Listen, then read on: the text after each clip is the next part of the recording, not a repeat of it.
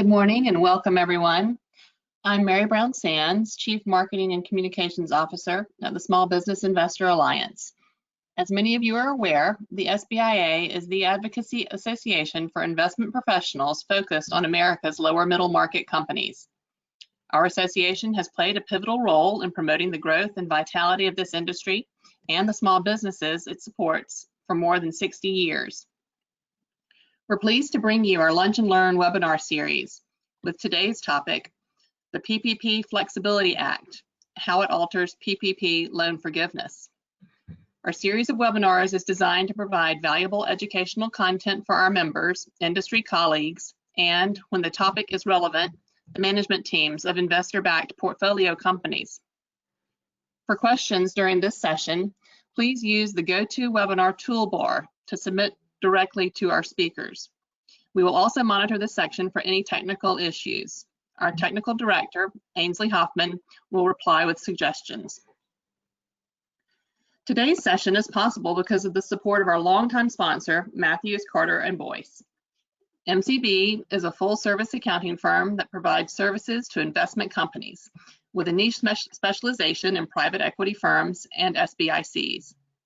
Founded in 1947, the Matthews, Carter & Boyce team has significant expertise in serving the needs of SBICs with SBA regulatory issues, filings, and compliance. Joining us today, we welcome firm principal Matt Dwyer, who focuses his practice on investment companies and SBICs with performing audits, business advisory consulting, accounting, and tax services. We also welcome Jude Kovas, a managing principal whose industry specialties include government contracting, commercial real estate, closely held businesses, manufacturing companies, and wholesale distributors. Also joining today's program, we welcome Phil Busenitz. Phil, also a firm principal, works extensively with investment partnerships in the areas of tax compliance and fund formation, in addition to consulting services on investment structures and dispositions. And finally, we welcome firm principal Cindy Park. Cindy provides tax services and consulting to investment companies, government contractors, and closely held businesses. She works to ensure compliance and efficiency with federal, state, and local taxation structures. Contact information for the entire Matthews team will be provided at the end of the presentation. Thank you, and Matt, if you and your colleagues are ready to get started, I'll turn the virtual podium over to you. Thank you, Mary. Good morning to everybody, and welcome to our presentation on PPP loan forgiveness. I'd like to thank everybody who submitted questions in advance. We've attempted to include those within the presentation. As Mary said, if there's additional questions, we will have a Q&A at the end, so feel free to submit those at that time. I'd also like to thank a couple of the people from our firm preparing this presentation. It's been a group effort. So I'd like to thank one of my other partners, Nimish Sanghavi, and our marketing director, Andrea Ansel, for their contributions in putting this together. With that, we'll go ahead and get started on our agenda for today. During today's presentation, we're obviously going to be taking a look at the loan forgiveness applications themselves. Jude's going to go through the covered period as well as the alternative covered periods. And talk about the eligible and ineligible payroll costs, the eligible non-payroll costs. We'll then get into the calculation itself, focusing on the FTE reductions as well as the salary reductions. Phil is going to run through examples, and then we'll go through a list of running questions, some of which have been answered, but some of which are still ongoing as this program continues to evolve and we get more guidance, and we'll wrap up with a question and answer. So with that, I'm going to go ahead and pass this over to Jude Kovas. Jude, go ahead. Thanks, Matt. So before we get started on the Flexibility Act, one quick item of note. Yesterday, the Senate passed an act whereby the date that you need to submit an application for PPP would be extended from June 30th to August 8th.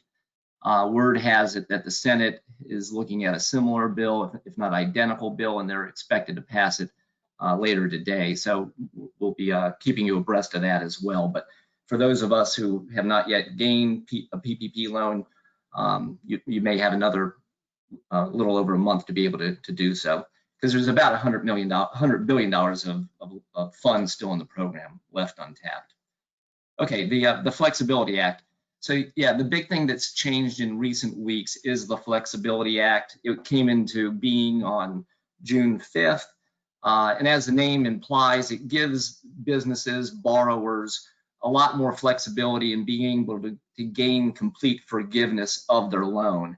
And how is that accomplished? Well, it extends the 8-week period that you would need to have to be able to have eligible expenses to gain forgiveness. It extends that to 24 weeks. For businesses that gained their loan, had their proceeds before June 5th, they have the election that they can either elect to use an 8-week period or a 24-week period. For those who receive it on the 5th, June 5th or later, they have a 24-week period. The other changes that the Act has is it amends the 75-25 rule to a 60-40 split, whereby payroll and non-payroll is now 60-40, where you need to spend at least 60% on payroll to be able to gain forgiveness. In addition, it pushes back the deadline to rehire workers for those businesses that had to lay off people. Previously, if you rehired people by June 30th, you would not have a reduction to your forgiveness. Now that date is pushed back to December, the earlier of December 31st, or the date that you apply for forgiveness. It also extends the 2-year term of the loan to 5 years. And as noted at the bottom of the slide, we're definitely expecting additional guidance. There'll be more FAQs or maybe more IFRs. And as that information is forthcoming, we'll certainly be passing it on to people. The biggest takeaway here to the Flexibility Act, though, is that because you have 24 weeks now to be able to have eligible expenses to gain forgiveness, if you haven't reduced your FTE count, your head count, if you haven't reduced your wages to people, you will gain complete forgiveness because you'll have 24 weeks worth of payroll to be able to gain forgiveness. So most people will probably gain complete forgiveness if you use the 24-week period.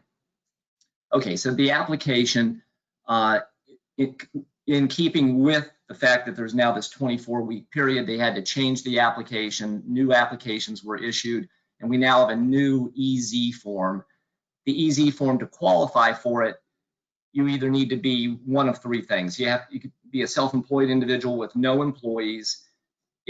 Secondly, if you did not reduce wages more than 25% and you did not reduce your head count or your average hours paid to employees, then you can use the EZ form. And lastly, if your wages didn't reduce by more than 25% and you weren't able to operate at the same level as pre-February 20th because of a federal government mandate due to COVID-19, then you can still use the EZ form. Everyone else would have to then use the 3508, the full form.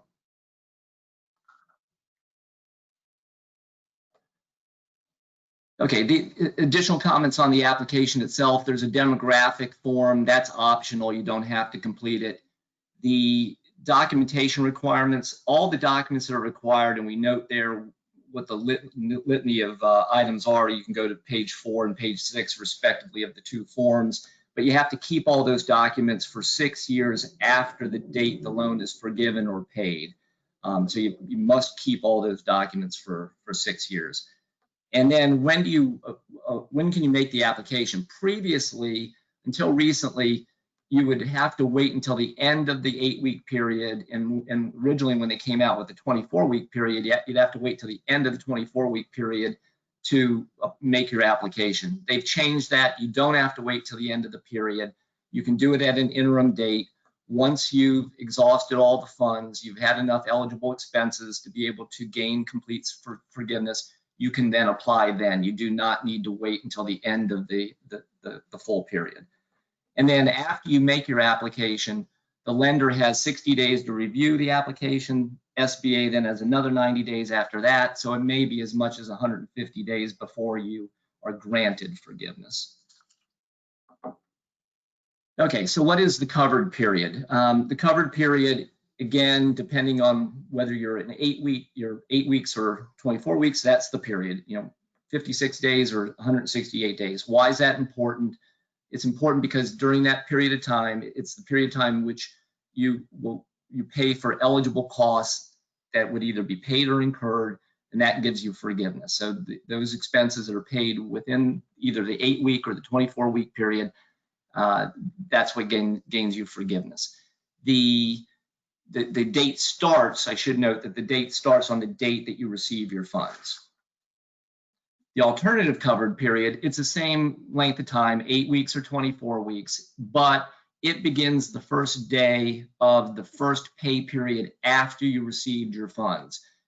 You're eligible to use the alternative covered period if your payroll period is biweekly or more frequent.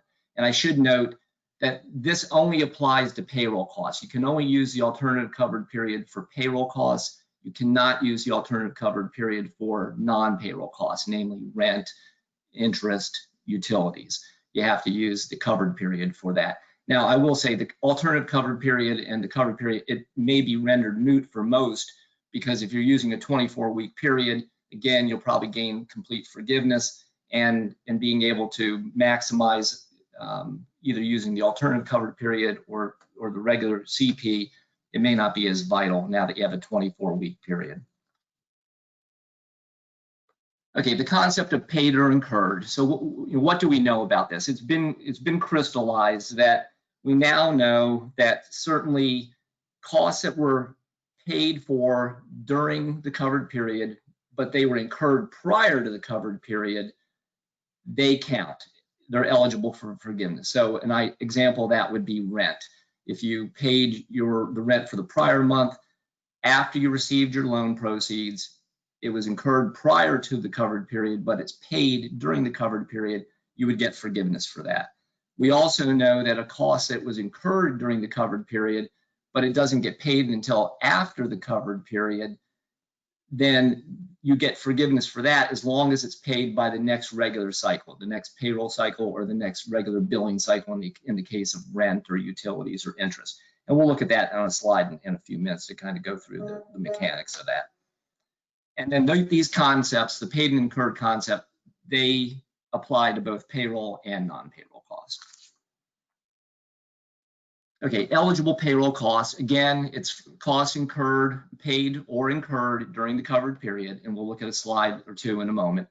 But the types of payroll costs that count, you can see the laundry list of items there. The big notable items are the bonuses and the hazard pay, the two italicized items on the left-hand side. That was a recent addition that you definitely get forgiveness for bonuses and for hazard pay. On the next slide,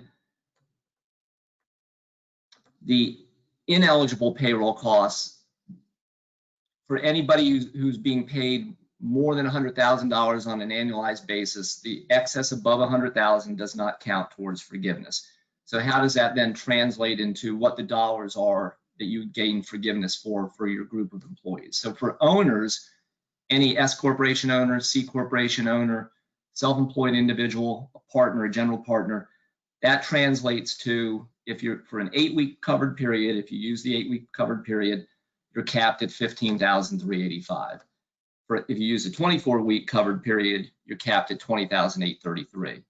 For everybody else, everyone non-owners, all your other employees, the caps for an 8-week period is the same $15,385, but for a 24-week period, the cap is $46,154.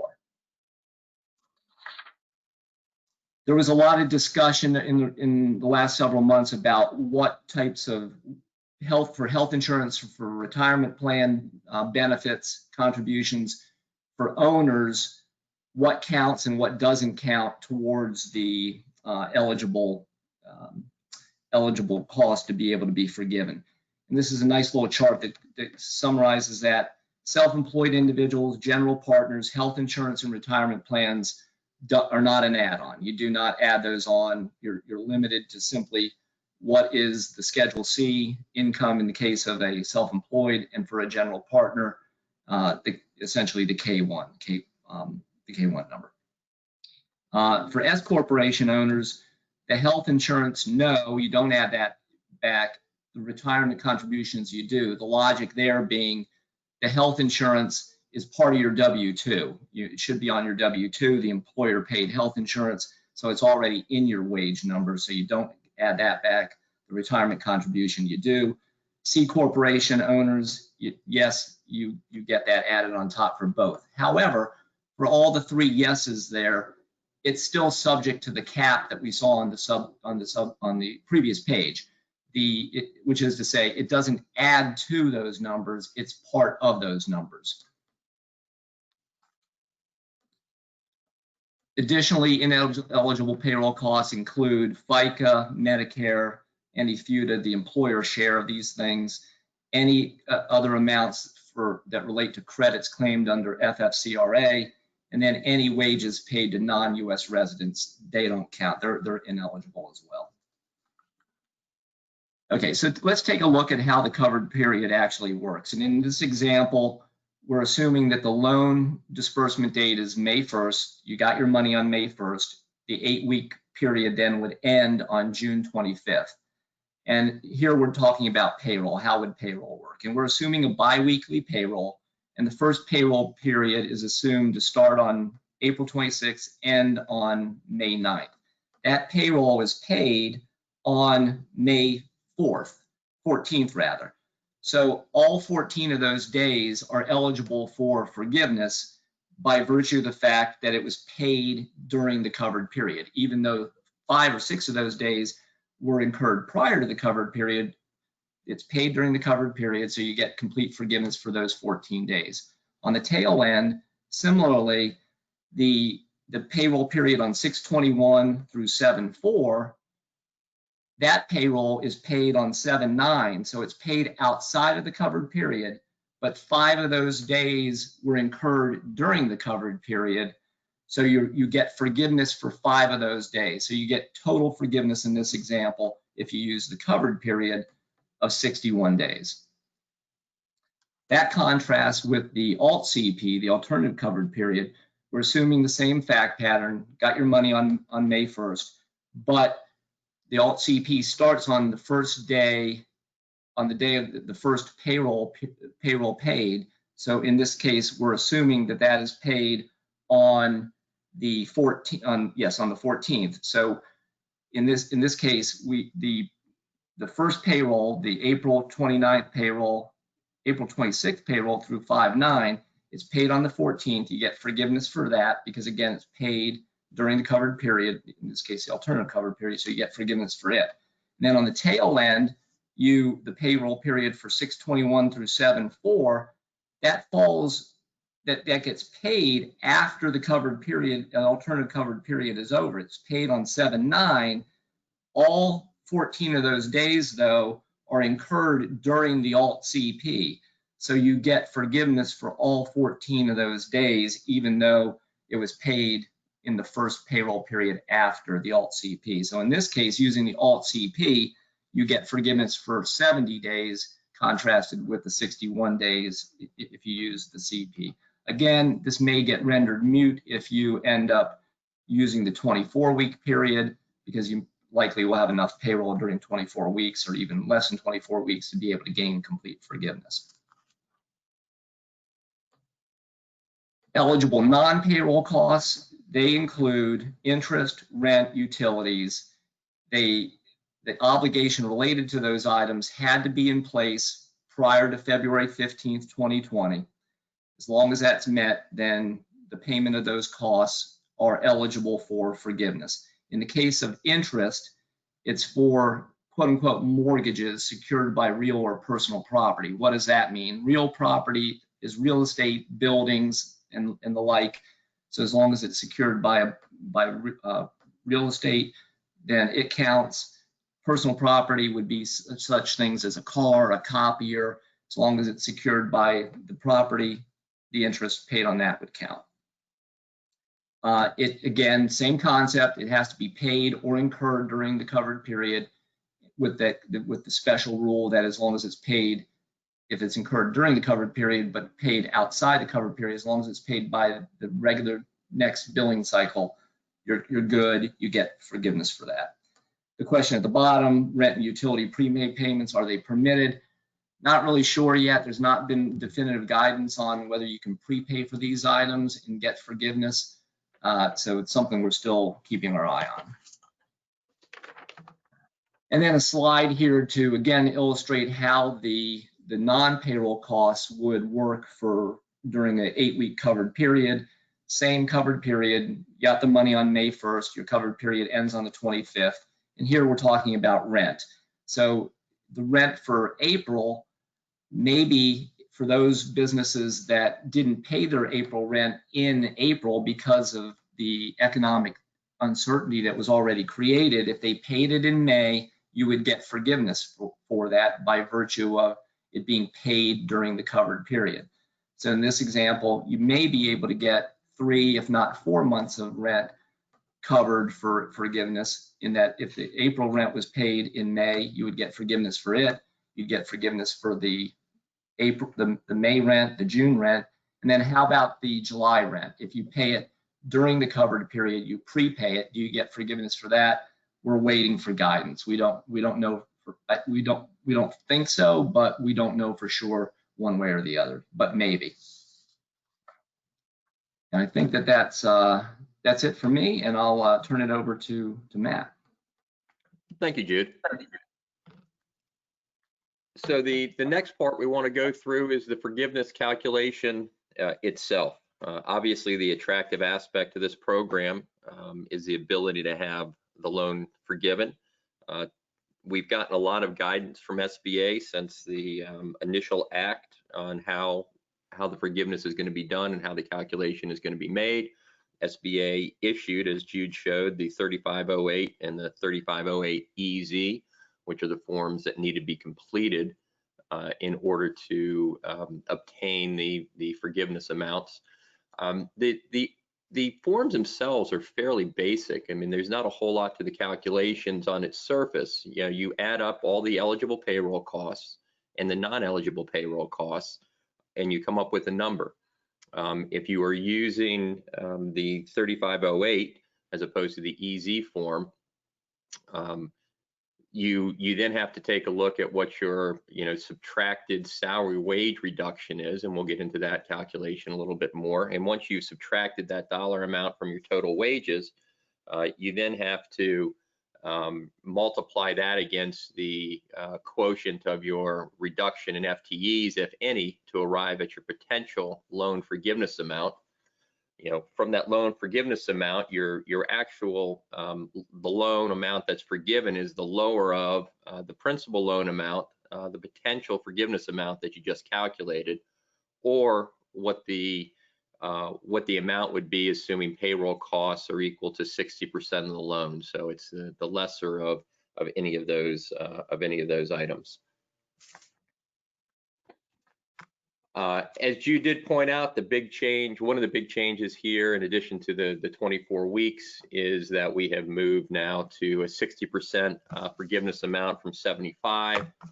I think between that percentage change as well as the increase to 24 weeks, most businesses are going to be able to obtain forgiveness under these new rules, and the ones that can't, there's some safe harbors that probably make themselves eligible as well, assuming that they could spend the money accordingly.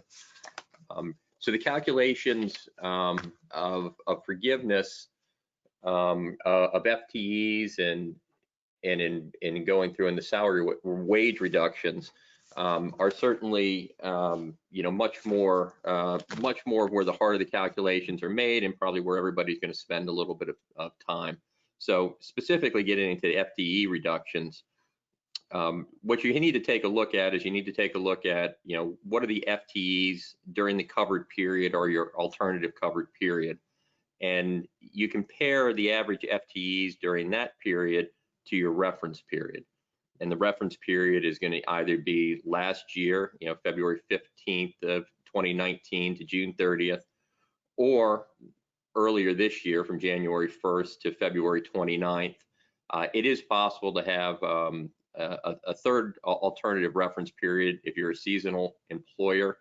I don't think most people are going to use that, so we won't get into that detail, but there are those items. What you're looking for here is you want to pick a reference period, which is going to have the lowest amount of FTEs, and then compare that to your covered period alternative period, which is then hopefully going to have FTEs during those periods equal to or greater possibly than your reference periods. To the extent that we do have a full-time equivalent reduction, and we'll go through a quick example, that ratio reduction from our covered periods full-time equivalents to what it was during the reference period is reduced proportionally. So there's a pretty significant decrease for changes in FTEs. There is a safe harbor we can get into. FTEs is considered 40 hours a week. That was made clear in the guidance. So we are trying to calculate that, and we are trying to calculate it for each employee. And so you have to come up with the average number of hours for each employee rounded to the nearest tenth. You don't go above 1. And so this has to be done for every employee. And you can see if you're having to do this for every employee for each of the reference periods, you're talking about a lot of different calculations. Fortunately, the payroll companies in a lot of cases have put some good reports out there to enable us to help out to calculate these, or at least have the information available to make these calculations a little bit easier. There is, if you have a lot of part-time employees, a simplified method that if it's a full-time employee, you can just choose 1 as an FTE, and if they're less than 40, 0.5. I think if you have above 20 hours a week, you're probably going to end up going through this calculation in a little bit more detail to come up with the right number, because a 0.5 on that simplified method is going to be too low. A couple of things to point out on the FTE calculation is there are some permitted exceptions. I think some are well known and some were just added.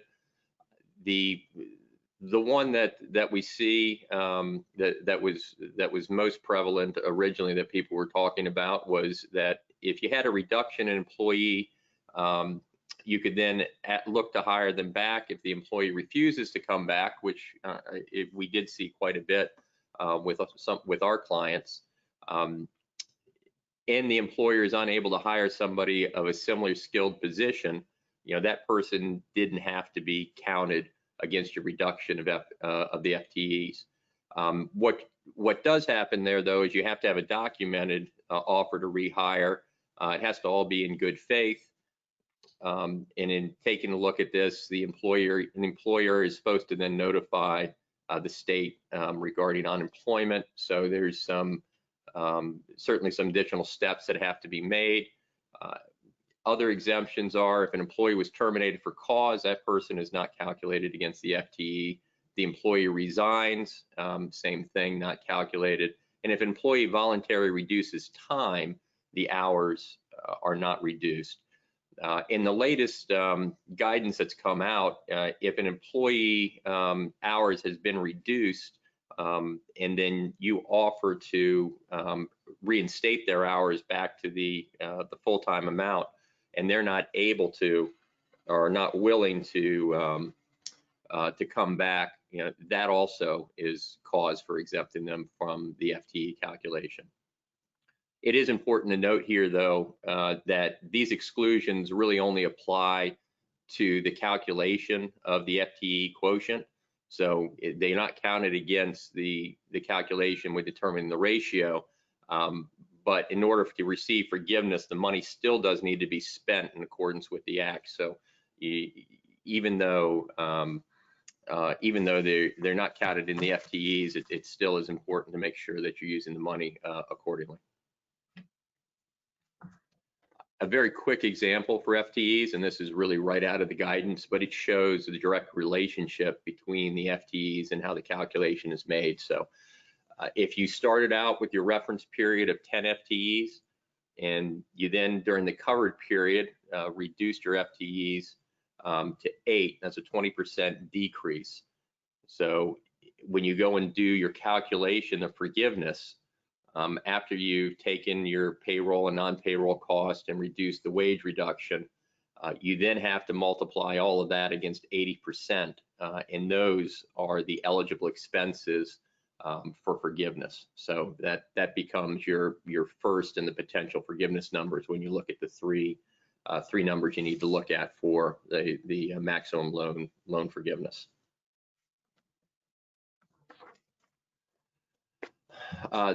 There are some safe harbors with respect to FTEs. This was out in the original one that if you rehired employees back to the levels that were in place in February 15th, you could then, even if there had been reductions, as long as you did that by the time of your application, or by December 31st, if your application hasn't been submitted by then, you can go ahead and exclude any sort of reductions.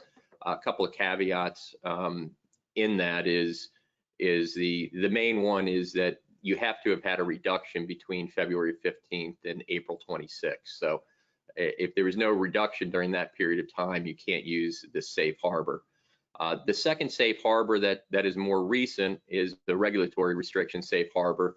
And Jude alluded to it earlier in talking about the form, is that if you are unable to operate as a business at the same level, due to restrictions imposed on you by regulatory agencies, and you have to document this and sufficiently document that this is the case, then you can be eligible then for a safe harbor against the FTE. So if you had a restaurant and were unable to open back up to a sufficient level because of social distancing requirements and limitations of people who could come in, you could be exempt from the FTEs during the covered period. Again, what I would say is I'm seeing a lot of people opening back up, and the additional 24 weeks is helping, but this is certainly one of those safe harbors and one of the ones that got added here during the latest round of guidance that was offered up by SBA. So the other reduction we need to take a look at is the salary hourly wage reduction. Now, this only applies to employees who are making less than 100,000.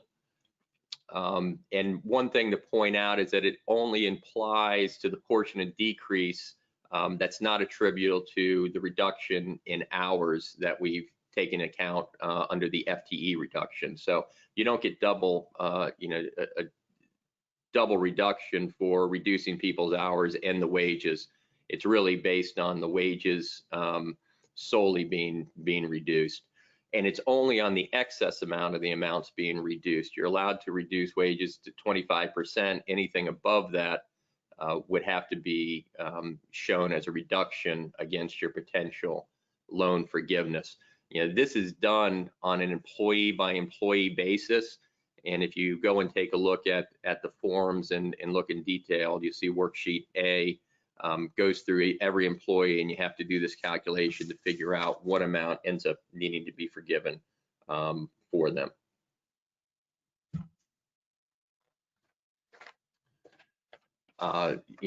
Quick example here on the salary wage reduction, that if I had a full-time equivalent during the reference period and they stayed full-time, but previously in the first quarter of this year they were making $1,000 a week, and now we've reduced them to $500 a week during the covered period. We then have to take a look at calculating what's the amount of reduction that I have to use to reduce my potential loan forgiveness. So we take the $1,000 that they were making, and we see this calculation at the very bottom of the screen. $1,000 they were making during the first quarter. You then reduce it by what they're making, and so $500, they're making $500 less now.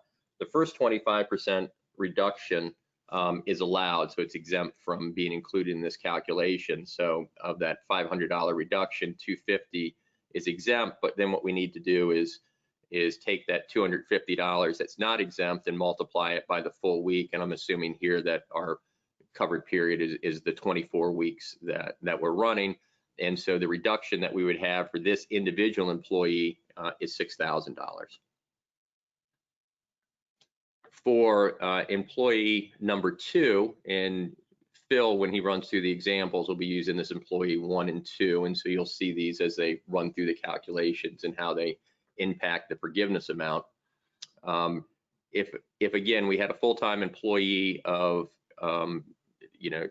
one times a full-time employee, and then we reduce the hours to 0.8, you go in taking a look at this calculation, same information as before. We had $1,000 per week during the first quarter of 2020.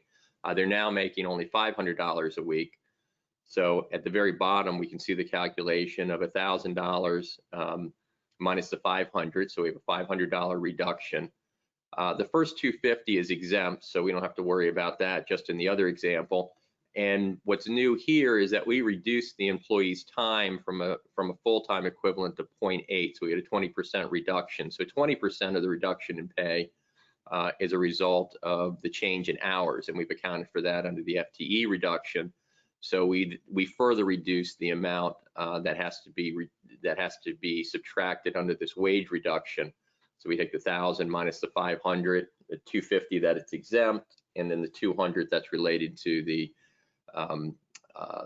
reduction in hours, and we get the amount of reduction in excess of the 25% as being $50. If we take that over the 24 weeks, you end up getting a $1,200 reduction that's needing to be used for this employee.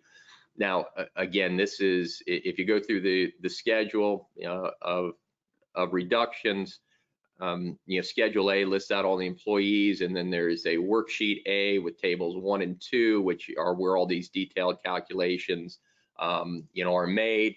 I think at the end of the day, you're going to have to do this, particularly if you're a larger employer, in a number of different scenarios, and I think the bank's ultimately going to need it. That's why the EZ form, is much lauded by the people who didn't make a whole lot of changes. But in order really to use that EZ form, which you don't need to go through these calculations for these employees, you do have to calculate that you didn't have a reduction of more than 25%, and then you cannot have had a reduction of full-time equivalent. So the EZ form is certainly good, but it was really made for smaller companies that didn't have a whole lot of changes. I think for larger companies, you're going to have to go through this calculation just to ensure that you do meet that threshold, and we're going to see most companies of any significant size, using the long form. There is a safe harbor for this wage reduction, very similar to what we had with the FTE. If you do bring back the salaries of the employees by the time of the application, or if you haven't filed the forgiveness application by December 31st, it's done by December 31st of this year, you can be exempt from having to show any sort of reduction against your forgiveness amount. And again, as I said before, this has to be done and calculated for each employee. So this is where it becomes a little bit of tedious, particularly as you're starting to look at multiple periods and reference periods in order to compare things against. So with that, I'm going to go ahead and hand this over to Phil Busenitz, who's going to run through several examples.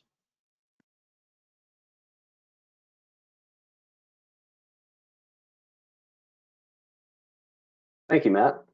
I have a few examples that will help show how the various limitations work together on the SBA form. This slide shows the line numbers on this slide mirror those on SBA form 3508, which is the full loan forgiveness application. In this example here, ABC received a loan of $500,000. During the 24-week covered period, the payroll costs were $360,000, or 72% of the loan amount. On lines 2 through 4, we see non-payroll costs are $200,000, so that's 40% of the loan amount. This is a fairly simple example. They had no salary wage reduction, no FTE reduction, which means that during the covered period, no employees had a greater than 25% decrease in pay on an annualized basis, and employees were able to continue working the same hours as they worked during the first quarter. So it's a fairly simple calculation. Our total eligible costs the sum of lines 1 through 4 are $560,000. With no reduction, this becomes our potential forgiveness amount on line 8. We then take line 8, we compare it to lines 9 and 10, and the lesser of the three numbers is our forgiveness amount. In this case, line 9 is the limitation because you can't have a forgiveness that exceeds the amount that you borrowed. So they get 100% forgiveness in this case. On the next slide, the second example, we see XYZ. They had both a salary wage reduction and the FTE reduction. This slide we're looking at now shows the part of the Schedule A worksheet, which is used, shows part of the Schedule A worksheet, which is used in completing the Form 3508. XYZ had employees whose pay was reduced by greater than 25%, and they were not restored by the earlier of the date of the forgiveness application or December 31st. So there is a salary wage reduction for these employees, and Table 1 computes that. Keep in mind the salary wage reduction only applies to employees who are paid at an annualized rate of $100,000 or less for every pay period during 2019. So suppose you pay your employees weekly and you have an hourly employee who makes $40 an hour, but during 1 week during 2019, they were paid for 50 hours or $2,000. That would give them an annualized rate of $104,000 for that one pay period, and thus they would be excluded from the salary and wage reduction, even though they may only have earned $85,000 during 2019. So an employee like that would be counted on Table 2, which we're going to see on the next slide, along with Table 1. So here on this slide, we see both Table 1 and Table 2.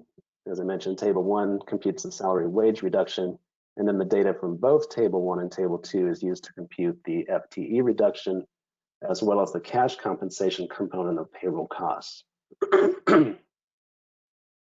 For the salary wage reduction, the yellow and green columns show that employees 1 and 2 had their salaries cut from $1,000 a week during Q1 to $500 a week during the covered period.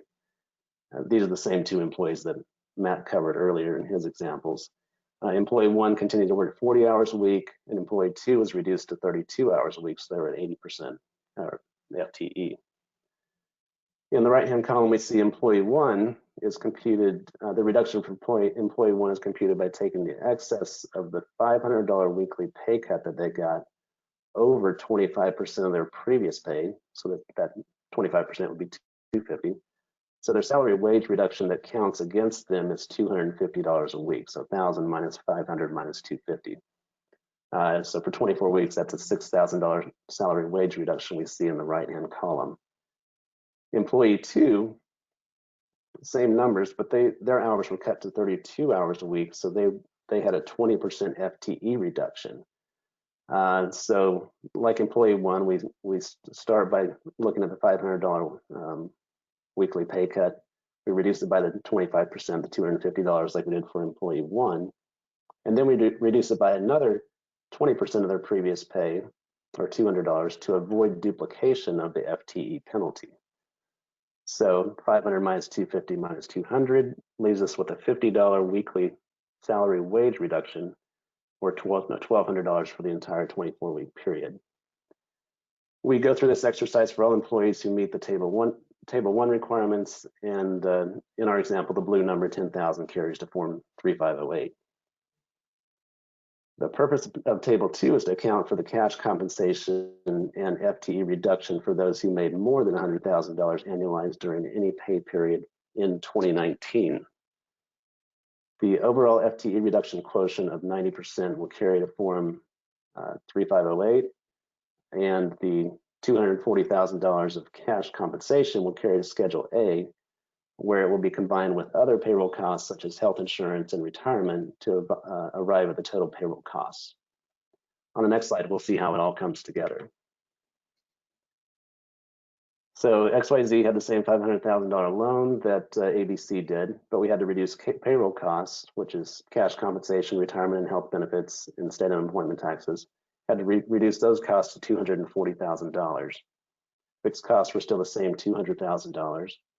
After the salary wage reduction, our subtotal is $430. We multiply that by our FTE reduction quotient of 90%. Of course, these blue numbers just came off the previous slide. And that gives us $387,000 of potential forgiveness on line 8. We compare that to lines 9 and 10, take the lesser of the 3, and we have $387,000 of actual forgiveness. So we reduced our payroll by $120,000, but we also lost $113,000 of forgiveness. So we could, Treasury would have footed most of the bill if we could have retained our employees. So this example shows the strong incentives that the program gives to keep people on the payroll and fully employed. In the third example on the next slide, we're going to see how non-payroll costs can help with forgiveness even when non-payroll costs exceed 40% of the loan amount. So the first two columns on the slide we're looking at now are the two examples that we just went through. Company 3 in the right-hand column is identical to XYZ, except they also had $15,000 of interest expense on loans that were secured by business, real, or personal property. And you've probably heard that no more than 40% of the loan can be used for non-payroll costs. The rule is actually no more than 40% of the forgiveness can be attributable to the non-payroll costs, and that 60% requirement on line 10, ensures that that's what happened. So the salary wage reduction and the FTE reduction create an interesting dynamic with respect to this 40% limitation. XYZ's payroll costs, as we mentioned earlier, were 40% of the loan amount. Company 3, it went up to 43% when we added in the $15,000 of interest expense. So we have $215,000 of non-payroll costs. You go through the calculation, and the potential forgiveness amount for Company 3 is $13,500 greater than XYZ, which is 90% of the $15,000. So because the increased non-payroll costs, the 60% test comes into play, and line 10, the $400,000 on line 10 is the amount of the loan that is forgiven. So this example shows how that extra non-payroll costs helped out, increasing the forgiveness amount. So these three examples show there are a lot of interesting nuances in the loan forgiveness calculation, and we've developed a fairly extensive spreadsheet here at MCB to assist our clients in the process of determining loan forgiveness, and we certainly look forward to working with you in this regard. With that, I'll send it back to Jude to discuss some of the questions that small business owners are still asking. Thank you, Phil. Yeah, so some of these questions we're labeling them as unanswered, but they've been answered in the ensuing weeks. And so let me go through these rather briefly. Do bonuses count as cash compensation? Yes, they do, in addition to hazard pay. We know that for sure. Is when you gain forgiveness, is that taxable income? No, the CARES Act specifically said it was not taxable income, but the IRS then subsequently came out and said that any expenses paid using the forgiven loan proceeds, that's not going to be deductible. We're waiting to see if Congress acts and changes that, but right now you would not get a deduction for the expenses that create the forgiveness, but we're hopeful that will still change. The deadline for filing the application, 10 months after the last day of the covered period. The next two questions, we're not sure the answers in connection with how do local closings affect the calculations. What if you were part of a merger and acquisition? How does that get affected? Those are nuanced questions that haven't been answered. Transportation is transportation utility costs is one of the things that is eligible for forgiveness. Most people seem to think that is gas for business vehicles, that you would gain forgiveness for that. Telephone and internet costs, can they be included? Yeah, as long as the obligation, the service was begun prior to February 15th, 2020. Related party transactions, if you had any of these non-payroll costs, rent, interest, utilities are paid to a related party. Rent would be a good example. A loan where you're paying interest would be a good example. Do you gain forgiveness for those related party expenditures? There's nothing currently prohibiting that. So yes, you should gain forgiveness on that. There's nothing precluding you from being able to gain forgiveness on that. The interest element, The question here is, yes, you get forgiveness for the interest on a secured loan. Doesn't matter how the proceeds were used, meaning if you originally borrowed to buy a building and then you refinance sometime down the road and then took additional loan proceeds out and put that money into the stock market, does the interest on that part of the loan, does that count? We don't know. There's nothing prohibiting that, but we don't know for sure. And then the accrued prior to the alt CP and the CP, we covered this. Yes, if it's incurred prior but paid during the covered period or the alt CP, you definitely get forgiveness. Not so sure about prepayments, not really addressed yet. And then the last question there about shareholder employees, do you get the health insurance and the retirement contributions in addition to the $100,000 cash compensation? No, you definitely do not get that in addition. So I think that's some of the questions that we see that people are still wanting answers for, and some of the ones that still are unanswered. And we will again continue to provide information to everybody as we gain new information. And with that, I'll turn it over to Cindy for Q&A. Okay, now we are on for Q&A portion of the webinar. We have just under 10 minutes and we'll try to cover as many questions as we can. The first question is, should I open a separate bank account for the PPP loan proceeds? That's not required. Many banks that we were dealing with suggested that it was their strong suggestion, and then they actually did enact that to have the monies go into a separate account, but it's not required to. I think it's good practice to do that and then to reimburse yourself out of that account as you incur the eligible expenses. Okay. Next question, is the salary limit for owners still $15,385 if you use the alternate covered period? It is. Yeah, if you use the 24-week cover period, then it goes up to $20,833, which is 2.5 months worth of, assuming you're over $100,000 for 2019, 2.5 months worth of compensation. And keep in mind that with a regular, with an owner employee, suppose the owner only made $80,000 in 2019, his limitation for forgiveness would be 2.5 months worth of that 80,000, so it'd be something in the 16,000 range. Whereas if you're over 100,000, it goes up to 20,833. Okay, now this goes towards the reductions, the possible reductions of forgiveness. Do we have to hire back the exact same employees that worked in Q1 2020 compared to the covered period time frame, or can it be a brand quote new employee? It can definitely be a brand new people. It does not need to be the same people. Just as long as the head count gets back to where you started, you're good. Yeah, it could even be a new position.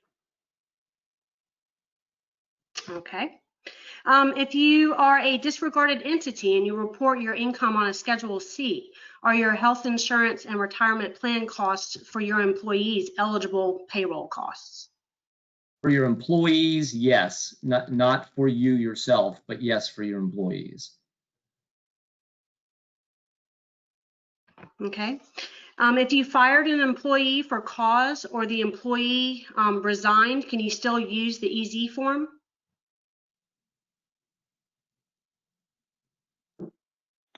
I don't believe you can because of the because there was a change to your FTEs. Okay.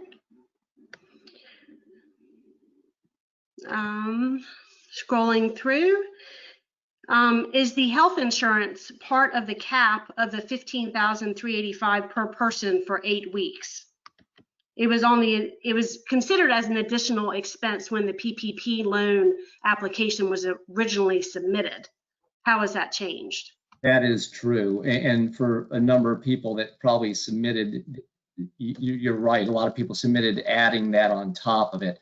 So it does get added for employees, for non-owners, but for owners, it does not get included except for C corporation owners. And so that is different than how most applications would have been applied for, no doubt. Okay. If the 24-week covered period is chosen, do we still have to meet the requirement to restore salaries as of December 31st, 2020, or is it just at the time of the application?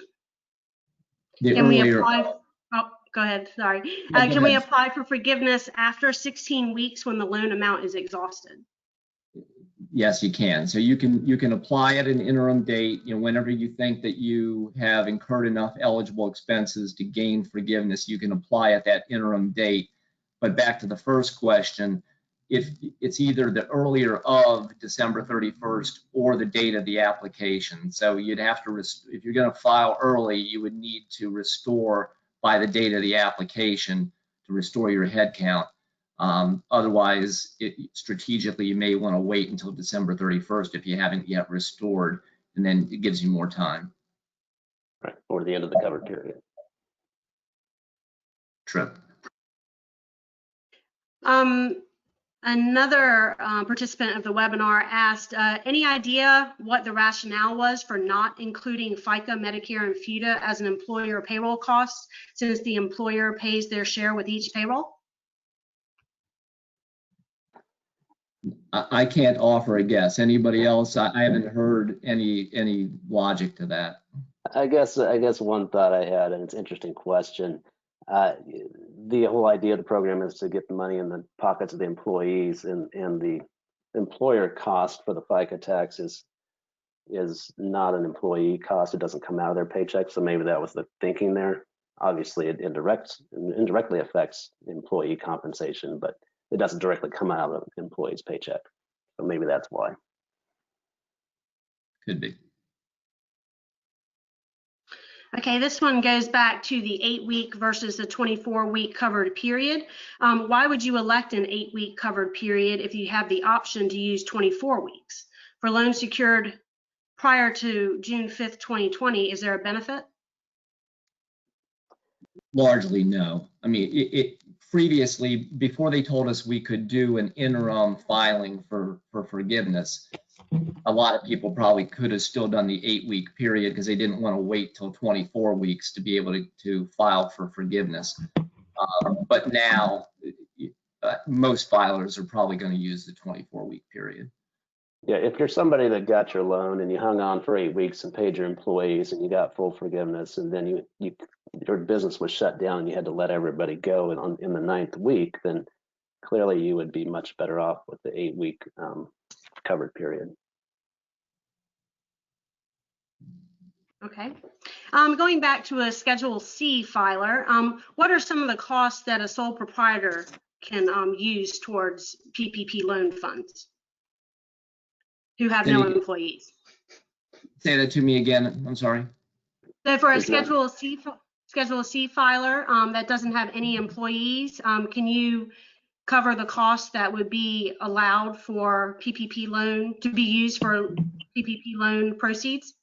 Right. So you really don't look to the costs. What you look to is the bottom line, the net income on your Schedule C, because that's the net income that you would then be able to. That's the same number that you applied for a loan amount, and it's the same number on which the forgiveness will get based. Well, I think the forgiveness is based on your 2019 Schedule C number, but it's recommended that you pay distributions out to the owners. It's not clear, but it's one of those best practice things. And then also because you got your non-payroll costs, you would certainly count those toward forgiveness, like your utilities and your rent. And yeah, I guess those are the main eligible non-payroll costs. True. Okay, that concludes our Q&A session. Thank you for participating today, and thank you to the SBIA for hosting today's webinar. Feel free to reach out to any one of us with additional questions or if you need assistance completing your PPP forgiveness application. I'm going to now turn it back over to Mary Brown with the SBIA. Perfect. Thank you, Cindy. So as Cindy said, if we did not get to your questions or if you had another question, we will try to get answers to you in writing after the webinar. Thank you again, Matt, Jude, Phil, and Cindy very much. We appreciate the time and expertise that you have so graciously shared with us today. A recording of this webinar, along with the presentation materials, will be distributed to SBIA members. If you are not an SBIA member and would like to learn more about joining our organization, please contact my colleague, Alex Frick, at 202-628-5055 or by email at membership@sbia.org. Finally, in closing, we ask that you please mark your calendars for our next Lunch and Learn session scheduled for next Tuesday, July 7th at 12 noon Eastern, when we will explore the Main Street Lending Program with a panel from Evershed Sutherland. Thank you, everyone, and we look forward to having you join us again soon.